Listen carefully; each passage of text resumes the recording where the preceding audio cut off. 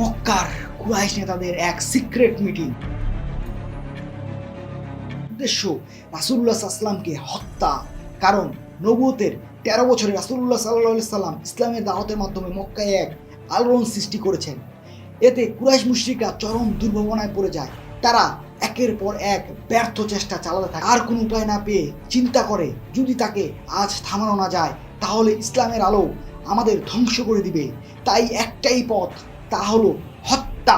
একদিন কুরাইশ নেতা আবু জাহেল দারুন নাদোয়াতে প্রতিটি গোত্রের নেতাদের এক সিক্রেট মিটিংয়ে ডাক দেয়।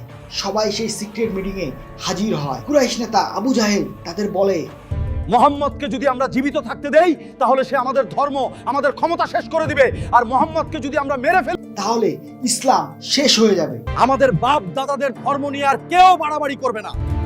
আবু জাহেলের সেই কথা শুনে এক নেতা বলে, যদি আমরা এই কাজ একজন করি তাহলে মোহাম্মদের গোত্র আমাদের বনি হাসেম তার উপর প্রতিশোধ নিবে।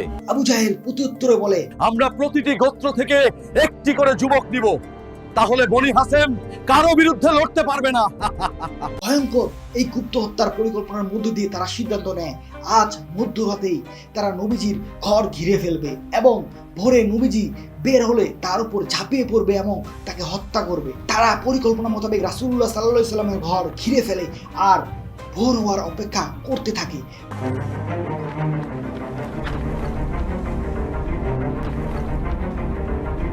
তার আগেই আল্লাহ সুবহানাহু ওয়া তাআলা তার রাসূলকে জিবরিলের মাধ্যমে আসন্ন বিপদ সম্পর্কে জানিয়ে দেয় এবং হিজরতের সুসংবাদ দেয়। এদিকে কুরাইশ নেতারা হাতে তলোয়ার নিয়ে রাসূলুল্লাহ সাল্লাল্লাহু আলাইহি সাল্লামের অপেক্ষায় থাকতে থাকে। ভোরের আগ মুহূর্তে রাসূলুল্লাহ সাল্লাল্লাহু আলাইহি সাল্লামের বের হওয়ার আদেশ আসে এবং তিনি রুম থেকে বের হয়ে তার হাতে মুঠোভর্তি মাটি নিয়ে তাদের দিকে ছুঁড়ে মারেন এবং কুরাইশ নেতাদের সামনে দিয়ে হেঁটে যান।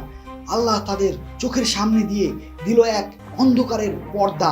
তারা শুধু দাঁড়িয়ে থাকলো, কিছু দেখলো না, বুঝলো না। তারা যেন অচেতন হয়ে অন্ধ অস্তবীর হয়ে থাকলো। এভাবেই আল্লাহ তার রাসূলকে রক্ষা করেন। এভাবেই পরিকল্পনা হয়েছে বহুবার, আঘাত এসেছে বারবার, কিন্তু আল্লাহর এই আলো কখনোই কেউ নিভাতে পারেনি। নবী সাল্লাল্লাহু আলাইহি সাল্লামকে হত্যা করতে এসে তারা নিজেরাই অপমানিত হয়েছে। তাদের ষড়যন্ত্র ধুলোয় মিশে গিয়েছে আর ইসলামের আলো ছড়িয়ে পড়েছে মক্কার অন্ধকার গলি থেকে মদিনার উজ্জ্বল মিনারে, পৃথিবীর এক প্রান্ত থেকে আরেক প্রান্ত পর্যন্ত।